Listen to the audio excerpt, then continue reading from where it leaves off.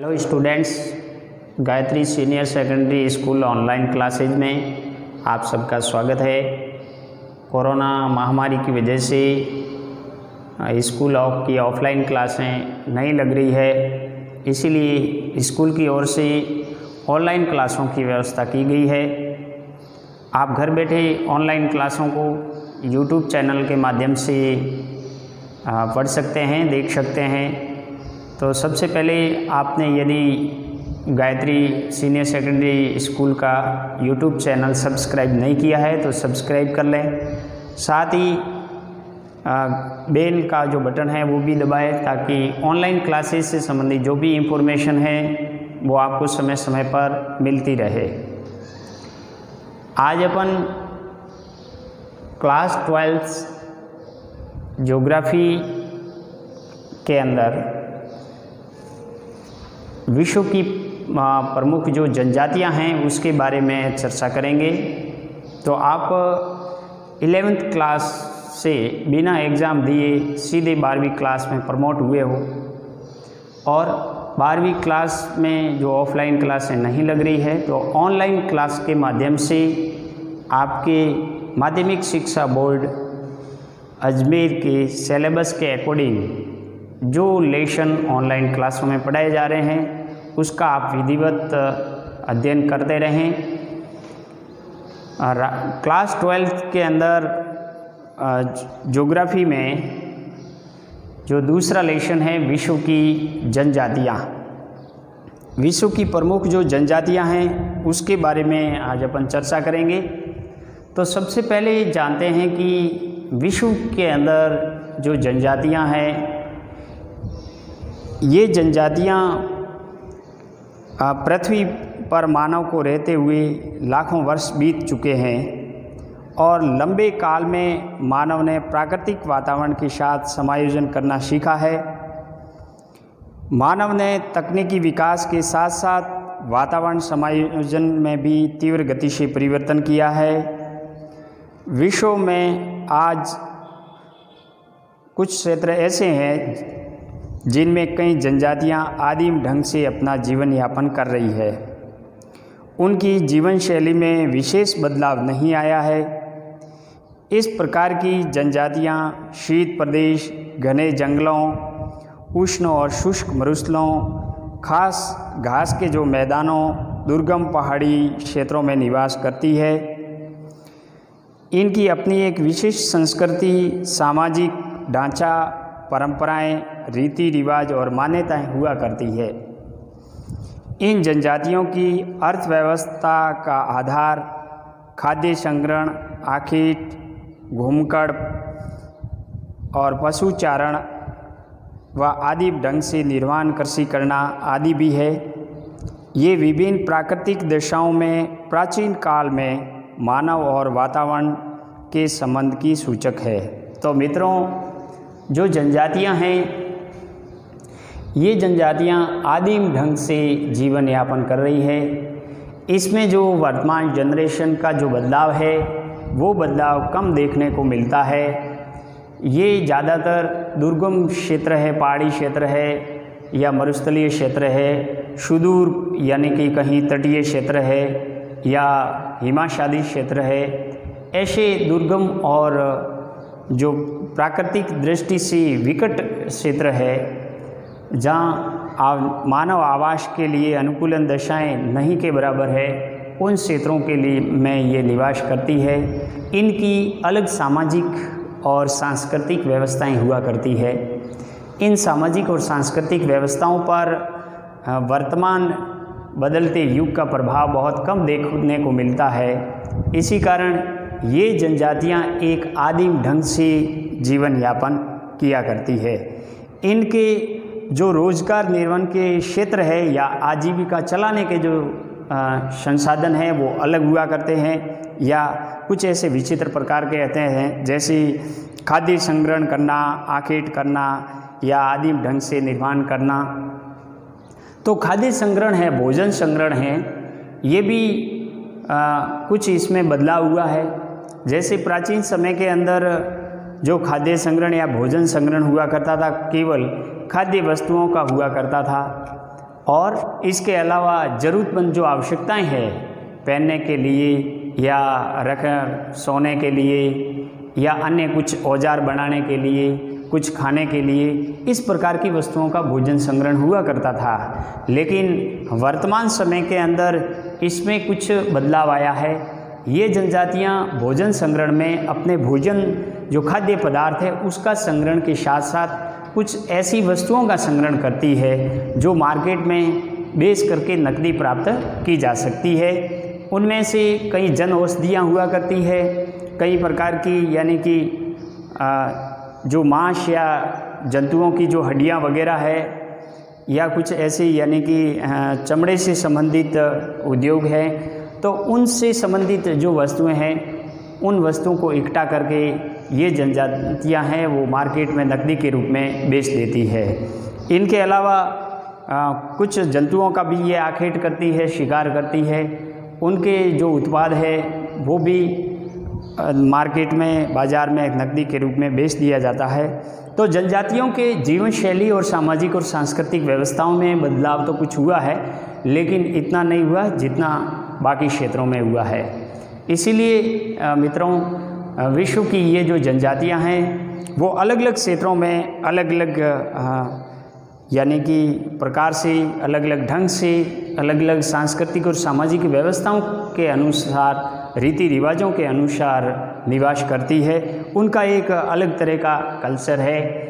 विश्व की जो प्रजातियां हैं उन जनजातियों को अपन प्रजाति की दृष्टि से देखेंगे तो विश्व की जो प्रजातियां हैं इसके 3 वर्ग है। एक काकेसाइड है, मंगोलाइड है और निग्रोटो है।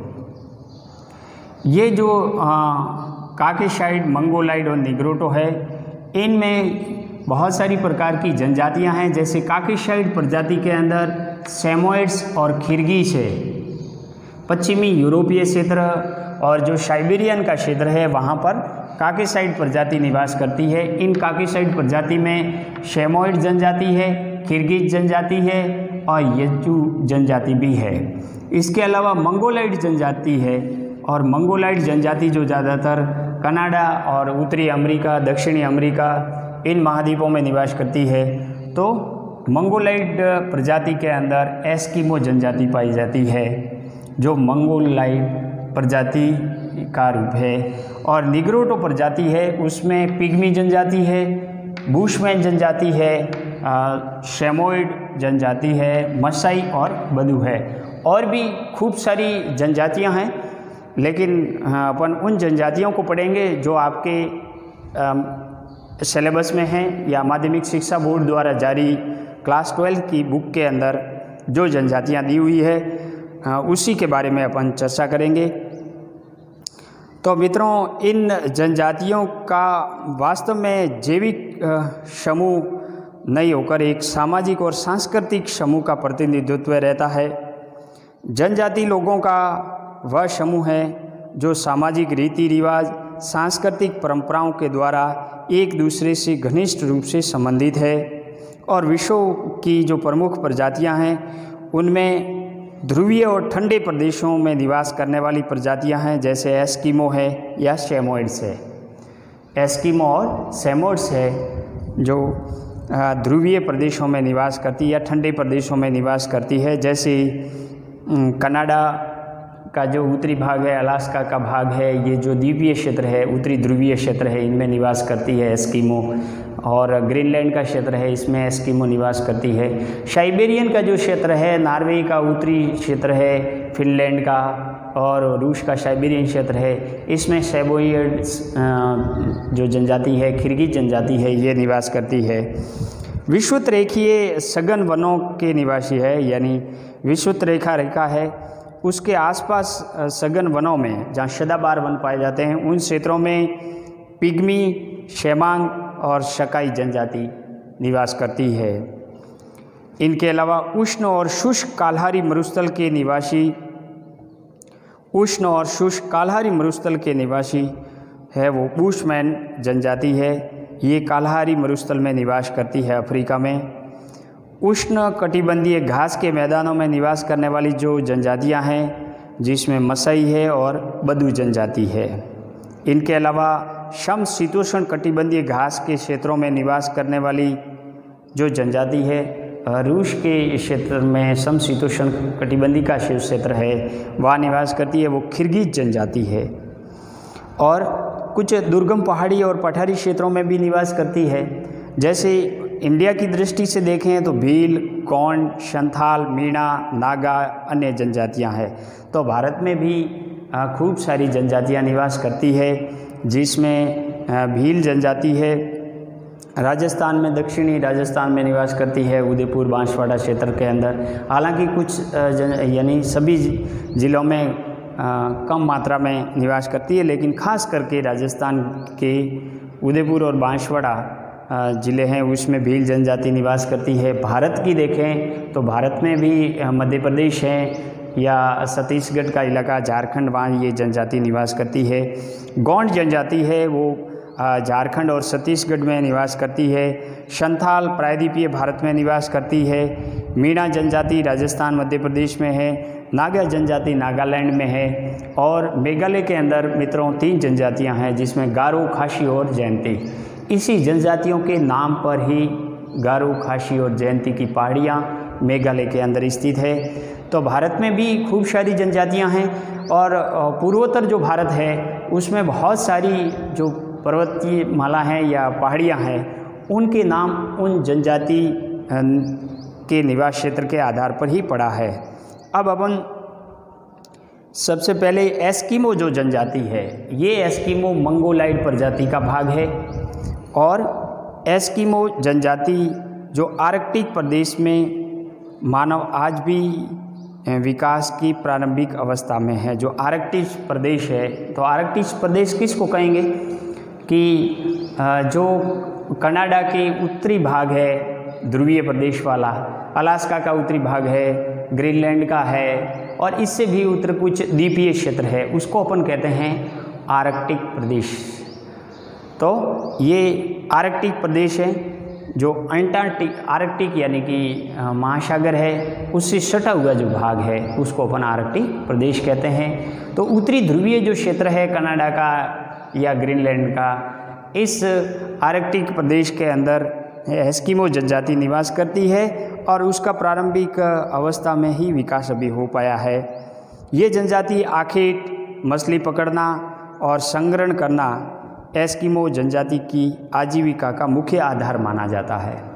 तो ये जो एस्किमो जनजाति है, इनके आजीविका चलाने का मुख्य आधार क्या है? शिकार करना, मछली को पकड़ना और भोजन संग्रहण करना। एस्किमो का जो शाब्दिक अर्थ होता है वो है कच्चा मांस खाने वाला और बर्फीले प्रदेशों में निवास करने वाला। तो एस्किमो का शाब्दिक अर्थ होता है कच्चा मांस खाने वाला। तो ये जो एस्किमो जनजाति है वो इस आर्कटिक प्रदेश के अंदर कच्चे माल खाने वाली प्रजाति है, जो बर्फीले प्रदेशों में मुख्य रूप से निवास करती है। एस्किमो जनजाति मंगोल प्रजाति से संबंधित है, मैंने पहले भी बता दिया है। और एस्किमो जनजाति का जो चेहरा है, इसका यानी कि जो बाहरी सूरज शक्ल है, उनकी क्या विशेषता है कि इनका चेहरा सपाट होता है, सपाट और चौड़ा होता है। तवचा का रंग पीलापन जैसा भूरा होता है, बाल भद्दे और काले होते हैं और कद होता है वो मझला होता है। नाक एस्किमो की चपटी होती है, आँखें गहरी कथई व तिरछी होती है। इनका जबड़ा भारी और मुंह चौड़ा होता है तथा दांत सफ़ेद व मजबूत होते हैं। शरीर इनका हष्ट पुष्ट और पुट्ठे मांसल जैसा होता है। ये एस्किमो जनजाति की शारीरिक विशेषताएं हैं। तो ये शारीरिक विशेषताएं के साथ साथ इसका शरीर हष्ट पुष्ट और पुट्ठे मांसल वाला होता है। ये घोर संकट काल में भी अपनी स्थिरता, गंभीरता और विवेक को अडिग बनाए रखते हैं। देखो, जनजाति जो है वो ऐसे दुर्गम और कठोर और अस्वास्थ्यकर जलवायु के अंदर निवास करती है, तो ये जो वहाँ की जलवायु है, वहाँ की जलवायु उन जनजातियों को यानी कि कठोर बना देती है। उनका स्वभाव, उनकी जो विवेकशीलता है वो इस प्रकार आ जाती है कि उसमें फ्लेक्सिबल नहीं होता है। और इसीलिए एस्किमो जनजाति का भी यानी कि उनका एटीट्यूड इस प्रकार का है कि वो कैसे भी संकट आ जाए, कैसी भी परिस्थितियां आ जाए, तो हर परिस्थितियों में वो सामना करने के लिए यानी कि अडिग रहती है, स्थिरता रहती है और गंभीर रहती है, विवेक को कभी खोते नहीं है। ये सारी एक विशेष संकट काल में परिस्थितियों में अडिग रहना, विवेक पर यानी कि अटल रहना, ये सारे उनके गुण हैं। वो वहाँ की भौगोलिक परिस्थितियाँ और जलवायु की वजह से विकसित होते हैं।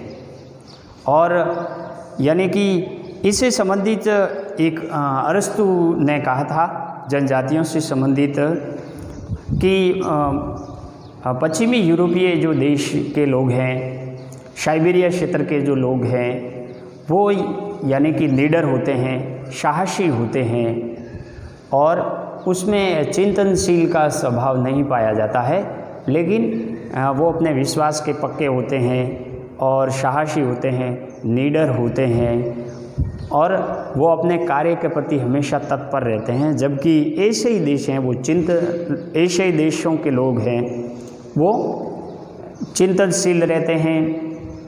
इसके अलावा उनमें लीडर नहीं के गुण नहीं पाए जाते हैं, डरपोक होते हैं और साहसी भी नहीं होते हैं। तो ये जो भिन्नताएं हैं इस प्रकार के मानव के स्वभाव में, गुणों के अंदर, वो भिन्नताएं वहाँ की जलवायु और भौगोलिक परिस्थितियों की वजह से आती है। और एस्किमो जनजाति में भी भिन्नताएं इसी वजह से यानी आई है, ताकि उनका यानी कि जो स्वभाव है वो या स्थिरता, गंभीरता और विवेक पर अडिग रहने वाला है। इसके अलावा वो सरल और हंसमुखी प्रकृति के लोग होते हैं, क्योंकि ठंडे क्षेत्रों में निवास करते हैं। यदि एस्किमो जनजाति के निवास क्षेत्रों की अपन बात करें तो इनका निवास क्षेत्र है वो एस्किमो जनजाति प्रारंभ से आर्कटिक और टुंड्रा प्रदेशों तक सीमित रही है। इस क्षेत्र में अलास्का से लेकर बेरिंग जल संधि तक, बेरिंग जल डमरू मध्य है तक विस्तार है। ये अलास्का, कनाडा, ग्रीनलैंड, उत्तरी साइबेरिया में रहते हैं। विस्तृत टुंड्रा प्रदेश में निवास करने वाले लोगों को उत्तरी कनाडा और ग्रीनलैंड में एस्किमो और स्कैंडिनेविया में लैप्स, उत्तरी साइबेरिया में इसे सेमोइड्स, याकूत, चक्सी, तुंग आदि नामों से जाना जाता है। तो ये ज़्यादातर आर्कटिक प्रदेशों में रहते हैं। देखो यहाँ जो ये ग्रिल यानी कि अलास्का का भाग है, अलास्का से लेकर के ये इसके उत्तरी ध्रुवीय जो क्षेत्र है, कनाडा का उत्तरी क्षेत्र है और कनाडा के उत्तरी जो द्वीपीय भाग है ये आर्कटिक प्रदेश है। इसके अलावा ग्रीनलैंड का जो भाग है तो ग्रीनलैंड का ध्रुवीय क्षेत्र है। इन क्षेत्रों में एस्किमो जनजाति पाई जाती है। और इसके अलावा जो साइबेरियन क्षेत्र है, साइबेरियन क्षेत्र में भी ऐसी ही सिमिलर जनजाति पाई जाती है, लेकिन उसको क्या कहते हैं? एस्किमो नहीं कहते हैं। एस्किमो जनजाति जो कनाडा और ग्रीनलैंड के ध्रुवीय क्षेत्रों में, आर्कटिक प्रदेशों में पाई जाती है, उन जनजाति को एस्किमो जनजाति कहते हैं। जबकि यानी कि रूस के साइबेरियन क्षेत्र के अंदर पाई जाने वाली जो जनजाति है उसको सेमोइड्स प्रकार की जनजाति पाई जाती है। या इसके अलावा यानी कि यजु सक्सु, ये जो नाम है यजु, सक्सु या सेमोइड्स, ये प्रकार जनजाति है, वो भी एस्किमो जनजाति के सिमिलर विशेषताओं वाली है। लेकिन साइबेरियन क्षेत्र में इन जनजातियों को सेमोइड्स जनजाति है, याकूत है, चक्सी है, के नाम से जाना जाता है, तुंग के नाम से भी जाना जाता है। निम्न तापमान। तो मित्रों, इन क्षेत्रों में निम्न तापमान, बर्फीली आंधियाँ, कम रोशनी से युक्त तथा कठोर जलवायु में लगभग 10 लाख एस्किमो विगत 10,000 वर्षों से रह रहे हैं। देखो, इन कनाडा और अलास्का, ग्रीनलैंड का जो आर्कटिक प्रदेश का ध्रुवीय क्षेत्र है, वहाँ पे इस प्रकार की विषम परिस्थितियों की वजह से भी वहाँ 10 लाख एस्किमो 10,000 वर्षों से रह रहे हैं। इन प्रदेशों में जाड़े की ऋतु बहुत लंबी और ग्रीष्म ऋतु छोटी होती है। वार्षिक औसत तापमान 0 डिग्री सेल्सियस से भी नीचे रहता है। पेड़ों के अभाव में यहाँ बर्फ़ की आंधियाँ चला करती है। वर्षा हिम के रूप में होती है। कठोर जलवायु के कारण वनस्पति का लगभग अभाव रहता है। केवल ग्रीष्म काल ही अल्प अवधि में कई शैवाल या काई है, लाइकेन है आदि रंग बिरंगे फूल की वनस्पति उगाती है। और जानवरों की बात करें तो यहाँ भालू, लेमिंग, खरगोश, कस्तूरी मृग, कैरीबाऊ जिसको रेंडियर कहते हैं, और लोमड़ी, भेड़िया, कुत्ते आदि इस क्षेत्र के प्रमुख प्राणी जात रहते हैं। समुद्र में भी शील और वालरस, शील, लोयन जैसी विशालकाय मछलियाँ भी पाई जाती है, जो अक्सर इन मछलियों और जंतुओं का एस्किमो जनजाति द्वारा शिकार किया जाता है। तो ये एस्किमो जनजाति के निवास क्षेत्र और उन निवास क्षेत्रों की विशेषताएं के बारे में अपन ने अध्ययन किया है। नेक्स्ट क्लास में इनकी आर्थिक क्रियाकलाप क्या है उसके बारे में भी चर्चा करेंगे।